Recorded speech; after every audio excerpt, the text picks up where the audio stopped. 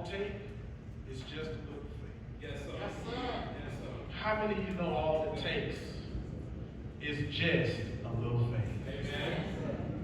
No matter how things look, all it takes is just a little faith. I heard one say, all you need is the faith the size of a mustard seed. And sometimes in this life, we will be faced with some challenges that will truly challenge your faith. Paul tells us, he said, that it is impossible to please God without faith. Yes, sir. Yes, sir. You know, it's odd to sit here and say that God is the head of your life. It makes me wonder when I hear people bragging about how good God is. It makes you wonder where their faith is when things happen and they tend to pull away from the one that they bragged about. All right. All right. When you have faith, Yes, sir. it doesn't matter what life throws at you. That's right. Because you know who's able to fix this situation. When you have faith, you already know that God is going to work this thing out some way. That's right. They used to say back in the day, he may not come when you want him, All right. but he's always right on time. Yes, sir. Yes, sir. Yes, sir. It's hard to do the work of God when you lack in faith. In other words, what Paul is saying is that you don't trust me. You can't say that you trust God, but you don't have no faith in him. Paul tells us, he says, you can't make him happy if you lack faith. Now, let me tell you something. If you lack faith, then you really don't believe in what you're saying. Some folks brag on God, but never tried God. How do you try God? When all options are off the table, God is still right there. I used to hear folks say if prayer wasn't your next choice, your first choice, it needs to be your next choice. Look at what we do now. Look at what we do. It says it's without faith. Without faith. We put a lot of faith in everything else. But God. Some folks will go out and depend on the scratch-offs for some luck. Old school cats used to hold on to these horseshoes for some luck. As a little boy, I found myself looking at them 3-leaf clovers, looking for a 4-leaf clover. Oh, I ain't the only one. For some luck. But all the luck you need is in the one. Listen at what Paul says. He says, for he that cometh to God must believe. What must they believe, Knight? You must believe that he is the only way. See, I'm convinced, Campbells, that if God don't do it, then it can't be done. Paul tells us all the time, he challenges our faith. And a lot of times we let what we see discourage us. But when you have faith in God, Corinthians 2 and 2 Corinthians 2, 5 and 7 said we walk by faith and not by sight. Even when whatever's in front of us seems like it's getting the best of us, we still know that we got somebody on our side that's going to make this thing all right. But even before Paul makes mention, you go back in the Old Testament, there was a good friend of mine that told us to lean not into our own understanding. He says, in all things, acknowledge him. Which means you got to put some faith in something besides yourself. You got to put faith in something besides your job. You got to put your faith in something that's able to make a way even when you can't see your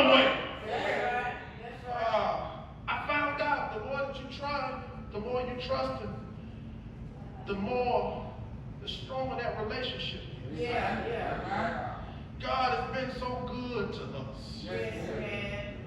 Just as sure as you talk to him, if you are humble enough and patient, he'll talk back. I heard Paul say, and how do you know that he'll talk back? Because God gives you comforting words along the way. In fact, it's written in Romans, it says, faith comes by hearing, and hearing through the word of God. See, sometimes you can try a spirit by a spirit. Have I got a witness in here? He goes on, he tells us that he is a rewarder for those that diligently seek him. Let me tell you something. Diligently, in other words, constantly. Constantly. Before you even try to put your hands on it, have you talked to Jesus about it lately? You know, a lot of times, and I'm not poking fun at nobody because I do the same thing from time to time. Yes. We try to fix things ourselves. Some of the same things that we try to fix should be the first things we bring to the Lord. But I've learned on this journey, by the time we bring it to him, we done messed it all the way up. And then he has to step in and fix it. But sometimes before he fixes it, he'll let you lay in your mess because you knew the whole time you should have brought it to him from the beginning. Honestly, that's why some of your hair turning gray, because you just spent all your time trying to fix something you had no business touching. Have I got a witness? That's why some of our kids run our nerves up. That's why the folks on your job get on your last nerve, because you, instead of praying about your problem, you find yourself trying to fix your problem. But you got to be a seeker. Paul tells us, he says, listen to what he says, it is impossible to please God without faith. And he says, for he that cometh to God must believe it, that he is my everything. The first thing I want to point out is that you can't do nothing without God. You can't do nothing without God. It makes plenty of sense to talk to him, since you can't slick him. You can't go around him. Nothing you're going to do, he don't know nothing about. He woke you up. He knows exactly what time he woke you up. Before you looked and seen what time it was, he already knew what time it is. Why not talk to him about what you're going through? And what gets me the most is when God does something for you, that should strengthen your faith in him. How we said, if he did it before,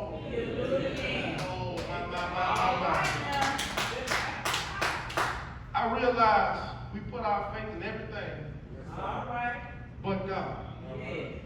And yet, he allows us to ignore him over and over again, and he keeps on blessing us. You know, some of us sitting up in here right now, doctor give you some bad news, prayer be the last thing you run to. When prayer should be the first thing you run to. Here it is, some of us, and when I say we hear bad news going into surgery, the Lord should be the first person you consult. And the first person you consult when you come out. Because he's the one that guides the hands of the doctors. You know, when I look around, they say without faith it is impossible to please him. When you start looking at some of the things God did for you, you ain't nobody in here starving. The Lord made sure you had enough to feed yourself. Even when you didn't have no money, your belly never went without. The Lord made a way. I've seen plenty of accidents. Some of us seen them on the way to church. But we had the faith in God that we were not going to be in an accident. Just a little faith made a big difference. Here it is. Sometimes the Lord has to segregate you in order to work on it. Because sometimes we get the big heads. And we tend to think that we're doing things ourselves. But I just want to encourage somebody to keep a little faith in Jesus. Stay doing his work. Remember, if you don't have, it's impossible to please him if he's not the head of your life. It's impossible to do his work if you ain't talking to him on a regular basis. And when and only when we get to the end of our journey, I like something that Paul said. He says, he comes and he said, I fought the good fight. See, every night you lay your head down, you want to say, Lord, I fought the good fight. Because tomorrow ain't promised to you. I fought the good fight. For today I finished my race. Because for somebody, today just might be your last day. You are reminded, Lord, I've kept the faith. Well, who did you keep your faith in?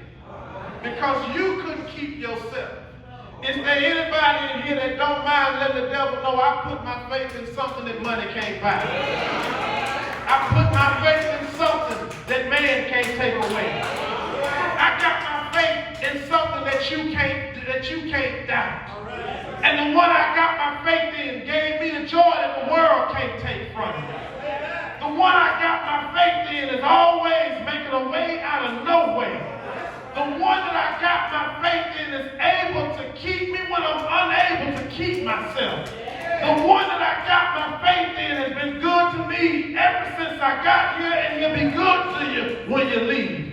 The one I got my faith in is my Alpha and Omega. The one I got my faith in is the lily in the valley, the bright and morning star. The one I got my faith in is a doctor that has never lost a patient, a lawyer that has never lost a case. The one I got my faith in is the one that gave me some joy that sits on the inside. The world didn't give it, and I can't let the world take it away. The one I got my faith in woke me up early this morning. He left me in my right frame of mind. The one I got my faith in already knows what I need to make it through the day.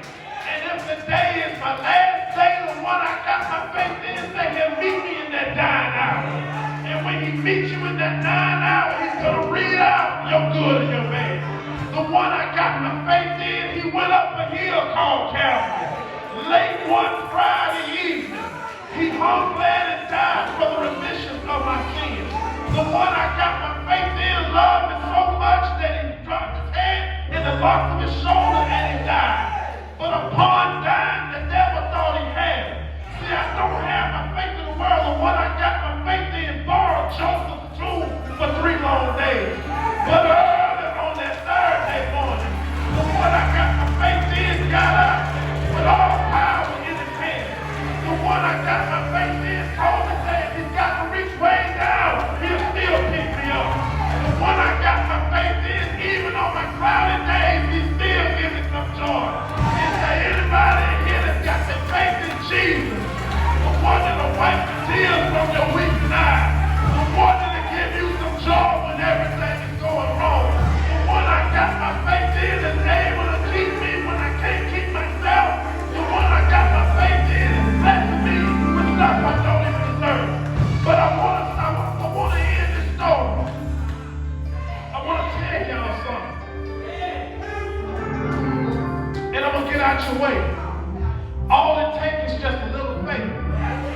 There was an old story about this old lady that kept going. She was going to this church. And they said, every day during the altar call, she come down to the altar.